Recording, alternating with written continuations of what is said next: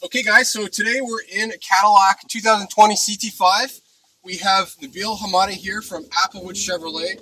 Nabile, how long have you been selling Cadillacs for? 7 years. 7 years, okay, quite a long time. Nabile is excellent. I work with him, so here at Conquest Cars, as you guys know, we work at Applewood Chevrolet as well. They're good friends of ours. Nabile is an excellent sales consultant, so again, we're going to be taking out this 2020 CT5 for a ride, so let's just get started. Nabile, what trim is it? So this is the premium luxury trim, Okay. which is one of the two trims available right now only. Well, Cadillac has been following a new strategy. It's called the Y strategy. Okay. So they start with luxury. They go up to premium luxury or sport. Luxury is not available as of yet. Will be available soon. But this is In Canada. In Canada, and this is the premium luxury trim. Okay, cool. And so you mentioned a Y trim. So in terms of equivalence, premium luxury is on the same level as a sport. Is that the way they have that arranged? That would be, I would say, exactly the same level. It's just aesthetics that differentiate them mostly. Okay. The sport will get more of a blackout trim in terms of grille, side moldings, chrome moldings on the windows would be blacked out, and the tail lights would be also like dark to transparent. Okay. That would mostly differentiate. And the grille, actually, the front grille would look really awesome in the sport package. It has more of a mesh-like, sporty black. So yeah, that'd be the most differentiating factor. So the sport, if I understand, looks a little bit more aggressive looking. The premium luxury you mentioned, again, mostly aesthetic differences. Do they have the same engine between the two models, Nabile? So the vehicle will come. Right now, what they've announced is going to come with two main engines. The standard engine, which is a 2-liter turbo, producing 237 horsepower and 258 pound-feet of torque. It's actually available at a very low end torque, which is good for acceleration. What does that mean? It means that when you're accelerating from point zero, it actually bounces, like it really jumps so quickly. And the torque curve is available from very low end RPM. So from the get-go, it gives you very, very quick pickup until almost 5,000 RPM. So basically, if you're doing stoplights, lane changes, Yeah, it picks up so quickly. Yeah. Awesome. So the engine is designed for that. Okay. And one question we've received: so the Cadillac CT5, where are they going to be making this car to be able to produce? So this car is being produced in the States, Michigan Lansing factory. Okay. Yep. So go back to the engines. We talked about one which is 2-liter turbo. There's another format which is going to be a 3-liter twin turbo. That's going to be called the V trim, and I'm assuming it's going to be the Tier 1 V trim. Yeah. Because there's also talk about a Tier 2 V trim, which is going to be very powerful. They're saying it's going to have a 6.2 supercharged, but we'll wait for that. That's future news. So, and let's talk about the V trims for a second. So, obviously, we're in the sport. The V trims, and what we've seen BMW do is obviously they have an M appearance package and they have a performance package, right? So there's degrees of this. Is Cadillac doing the same thing now with their V models?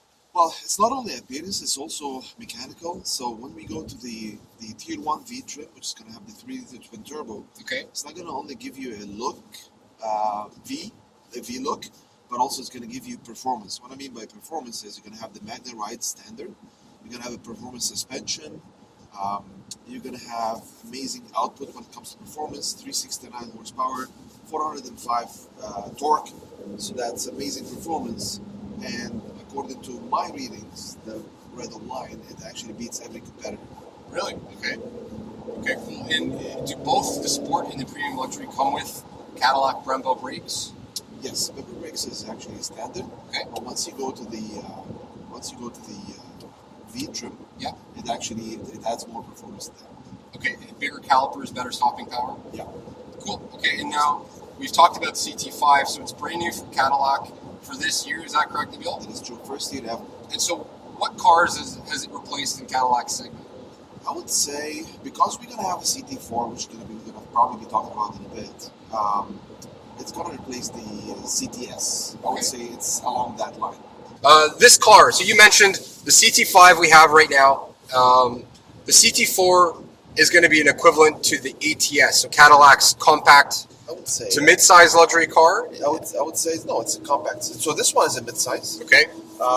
You know what? Again, nowadays cars like even compact size are becoming more of a mid-size vehicles. Okay. So, like if you look at Cadillac CTS, for example, way back in the days, it used to be way more smaller than what it ended last year. Gotcha. So cars are being bigger and expanding in size.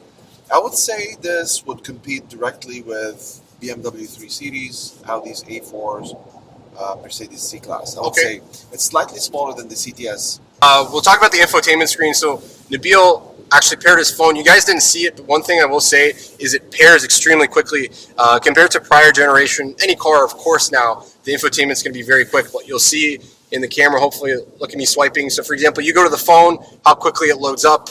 All of Nabile's contacts, keep in mind, audio, switching between radio stations. It makes it very easy. You don't have to do much playing around. In terms of the infotainment screen, Nabile, is there something new that they've added for Cadillac this year, or is there anything exciting that you think is excellent for the consumer to know? Absolutely. So as of now, this is Cadillac 3.0. Let's call it third generation Cadillac Q. Okay. It's way more advanced than the previous two. I know the previous ones had some criticisms, but this one is way better than before. It's way quicker. Okay. It will have over-the-air updates as well. It does come with a touch screen and also a rotary dialer that will allow you to control the screen from there for people who like rotary dialers versus touching the screen. Cool. It is standard with Apple CarPlay and Android Auto, so both of them are standard on this vehicle.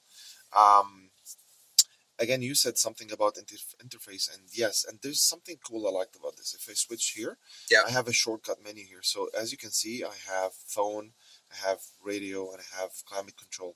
When you have a vehicle which is equipped with GPS from the factory navigation, you will see also a shortcut there. Cool. Okay. So in here, for example, let's say I want to go to what I'm listening to. I just go, for example, here, and it takes me right away. Right to your radio screen.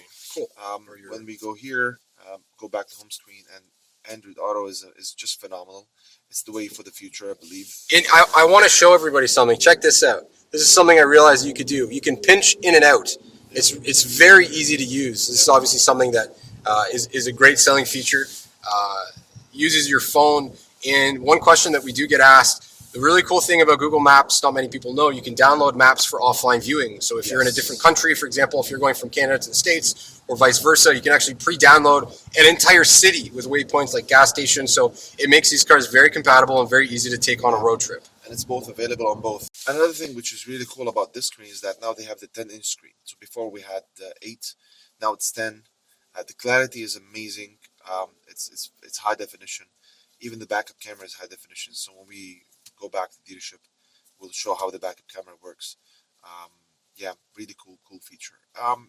Another really cool feature that it has the cooled seats as well as the heated seats as standard heated steering wheel, and it's automatic. So when you remotely start the vehicle, it activates the heated seats and the heated steering wheel, depending on the weather conditions, of course. Okay. And defroster, defogger, the heater, so it gets the car nice and ready for you. Wireless charging for your phone right there as well, in case you don't have any cables plugged in. And we'll point out too, it's huge. So if you have a big phone, I know some prior generations of wireless charging, if you have a phone in an OtterBox or something, obviously that doesn't support wireless charging, but a bigger case or a bigger phone, wouldn't fit. This is plenty big enough, so you don't have to worry about that. Right now, if we're talking about leasing or financing, Nabile, if I was to come and buy this car tomorrow, what do you think is a better option, or is it fair to talk about that? When we talk about leasing and financing, it's a lifestyle, right? So, but I can guarantee you right now, both leasing and financing options are beyond attractive. Okay. They're amazing. Well, we start by leasing because residuals on this car is very high as of now because it's newly introduced as well. So leasing it would be awesome. Specifically for 2 years, like short-term leases, nobody can beat Cadillac nowadays when it comes to leasing. When we go to financing, Cadillac in 2020 decided to go right out of the gate to have very competitive platform, and they decided to go with 0% financing on all Cadillacs. This is unheard of. Cadillac have never done that before on all lineups. Even the CT4, 0% financing. Yep. Even the CT4 that is not out yet has 0% financing. So we already know it's going to be okay. So that's good. So you guys know there's some insider knowledge. The CT4, if you guys have been thinking about it, of course, we'll cover that video with Nabile at a later date when we get one to the dealership. But 0% financing. So right out the gate, they're going to be aggressive. They're going to go after some German competition. Absolutely. Cool. Okay, so let's see another question here, Nabil. Who's buying this car? Is there an ideal buyer profile? Who is going to be a best fit for the CT5? Well, mostly people who are in the market for luxury vehicles, and this is an amazing vehicle to drive. If anybody's thinking about the luxury vehicle in this size, comparing it to Audi's A4s, BMW 3 Series, Mercedes-Benz C-Class, it's a must to come and drive this vehicle to see what this car has to offer in terms of performance, handling, quietness. Uh, it's just amazing. I mean, we're driving this car and the noise on the outside is barely you can't hear It is anything on pretty the outside. quiet. Yeah. Absolutely. So people who are looking for a luxury vehicle in the market Mhm. and looking in that segment, they will find this car is the most attractive. I mean, I know looks are subjective, but it's really good looking. Very It sharp. does. So Very sharp. we had another one of our YouTube partners out using a comparison against the 3 Series. We had an Audi A4 and we had the Cadillac. And quite honestly, from an aggressive point of view, from styling, just looking at the front, this looks clearly like there's a lot of thought put into the design. The headlights are super aggressive looking. The LEDs are awesome. LED headlights standard. Very sharp, and even Nabil too. I don't know if we'll get this in this video, but I noticed that when you lock the car, the key fob, the back LED bar at the back of the car, it is so bright. It is so bright, and I've never seen that on a car before. It's almost like a little LED bar strip, but that's a really neat feature. Hopefully, we'll be able to get that if we have a night test drive here. Any final thoughts here, Nabil, about the Cadillac CT5? If somebody's been thinking about holding off for the CT4, I know they're a little bit of a different ballpark. Do you think there's going to be a favor in terms of sales, in terms of what you would prefer? I don't think it's going to be a favor.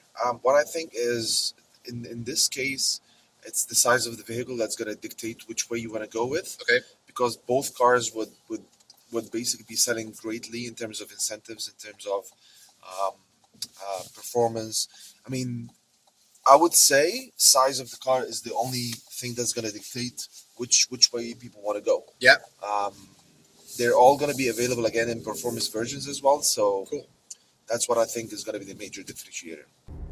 So it has some great transitioning. So it goes smoothly from first to whatever gear you're going to. Yep. The only thing that I think is it's slightly loud in the beginning, which is normal because you're picking up, you're demanding power, first 2 gears, but after that, it's so quiet as you can hear. Yeah. And it's normal for any 2-liter turbo engine, so that shouldn't be an issue. That's my honest opinion about it. Cool. Very smooth car, like really, really smooth car. I'm honestly hoping that I'm gonna get one as a demo. So. Oh, excellent! Yeah. Hopefully, that'll be really good to have one as a vehicle to drive for a while, get to experience it firsthand. So it comes again in multiple levels, and then when you go to premium luxury or you go to sport, then you have the capability of adding a lot more features on the vehicle. Yeah. Specifically the platinum package, which gives you a lot of luxury on the inside. Sedona Sauvage interior, which is like a very light brown. Mhm. Plus, the roof headliner will be made of microfiber suede. You get all the safety features on top: adaptive cruise control, automatic park assist with braking when the while reversing, rear pedestrian alert, which is new in the market. Yeah. So plenty of safety features. So are there any safety features in this car that are specific to Cadillac, maybe that you wouldn't find in another car? Or another brand, I guess? Specific to Cadillac safety features on this specific one? I Yeah. mean, no, because this would be our mainstream selling package, which will have the blind zone alert, rear cross traffic alert on it. I wouldn't say this would have something more. There's actually a feature that a lot of people fail to discuss and talk about, which is wiper activated headlights and taillights. Automatic? Nice. So, here in Canada in the summertime, sometimes it starts raining. Yep. And your first reaction would be putting the wipers on. Yeah. Correct? Yeah. But what if it's raining heavily? Don't you want to be seen while driven? Yeah. So what happens is when you put your wipers on, after about 8 seconds, automatically your headlights and taillights go on, giving other people more visibility of your car. which reduces the possibility of having an accident. Cool. That's a feature that a lot of people fail to discuss and let customers know, or know when they buy their car. And I've never honestly seen other cars that have this feature. This is a really cool feature. And Cadillac and GM specifically have been notorious for having, is it fair to say, one of the better remote start systems of the brands? Oh, no doubt. Like we were the first to introduce in the market the Remote Link app, Okay. which you'll be able to, it used to be called OnStar Remote Link, Okay. to start the vehicle remotely from your phone. We were the first to do so. Everybody followed through afterwards. We still have it, and it's more advanced with a lot more features. And it's from anywhere, provided you have data or Wi-Fi, so you can start and stop the car, lock and unlock, with a lot of other features like checking your gas tank level, checking the tire pressure. Oh, and there's a lot more features. Like, this car is so advanced that it can send you text message if your tire pressure is running low, for example. Yep, it alerts you before your tire goes flat. And is that through OnStar? Do you need a subscription for that? So for that, no, actually it's 10 years free. It is through OnStar, but it's free of charge for 10 years. 10 years? 10 years free. So if you buy this car secondhand, eventually you would still be getting, you would be set up to receive text reminders. That's very cool. Yeah, not only for tire pressures, but also, let's say there's a bulb that got burnt. Yes. You also receive a text saying, hey, really? So a headlight's out, you'll get a text message? Yeah. Is that in any other manufacturer right now, or? Nope. Wow, so that's neat to GM. So there you go, just one of those things that you don't find that on a spec sheet, right? That's something that you would have to have a good sales consultant like Nabile be able to point out to you. That's for sure. He's a humble man, so we'll give credit where it's due. But in terms of trunk size, we'll explore that in the next little portion of the video. But can you fit 2 full-size suitcases? Again, limited to the segment here. Obviously, there's sizing, but is the trunk good? So from size perspective, it is good enough. Compared to the segment, it's slightly smaller than others, but in the end, it is what it is when you want to put some stuff in the back. I mean, it depends on what you want to put in the back. Can you fit 2 full-size bags? Yes, you can. Yeah. Yes, you can. Can you put golf balls in there? Of course you can. Okay. I mean, in the end, it's for your daily usage. I mean, if you're traveling with this car, you can put full-size bags in there and you'd be good to go. It shouldn't be an issue. Excellent. Okay. All right. So, in terms of 0 to 60, of course, this is a spec we can find online. But what is a 0 to 60 to Nabile? It's not that kind of car, is it? This is not the car that you want to measure 0 to 60, because we're talking about a mainstream 2-liter turbo engine. Some people love the performance. I would advise them to jump into the V version of that, which is the 3-liter twin turbo. Mm-hmm. Believe it or not, that car starts at around 59,000. Wow. So you can get a performance version of this, a V, for 59,000. Okay. And that's really nicely equipped with a lot of standard features. We'll definitely be doing our videos on the V once we have it on site, which is very soon. Yeah. Very soon. We're gonna have a couple next month. Yeah, April? I would say so. Yeah. Awesome. A couple months. Cool. Yeah, and so that's that again. 2020 Cadillac CT5. But before we go here, we're gonna do a little demonstration with Nabile. Show you the backup camera. If there's anything interesting, we'll just put it in park very quickly, and we'll pick through the last couple of things here for you guys. So we're gonna just choose a spot to back up the vehicle in. Right here. Look at that, the CTS in front of us. There you go. So that's the backup camera. It's really high definition, very wide fisheye view. Really clear. It's amazingly clear, and it's, again, in the market there's nobody who offers this clear high definition. Really? Right now what you're seeing, you only hear the beeping, but what I'm feeling is vibration in the seat. It's part of something called the safety alert seat, which is also exclusive to GM. The seat vibrates when you get close to things like the curb right now or the glass, and you see the alert there. And also in the dash you can see there's some yellow light, and it turns into amber and then red when it comes to when you're getting close. Safety alert seat is exclusive to GM, and you can change it to beeping if you don't like the vibration in the seat. Yeah. Cool. Awesome. Alrighty, they're probably calling Nabile for his next client here. Absolutely. But thanks again, Nabile. 2020 CT5. Pleasure's Awesome. Cool. Thanks. Thanks. Awesome, man. I'm super pumped. This is going to be the start of a very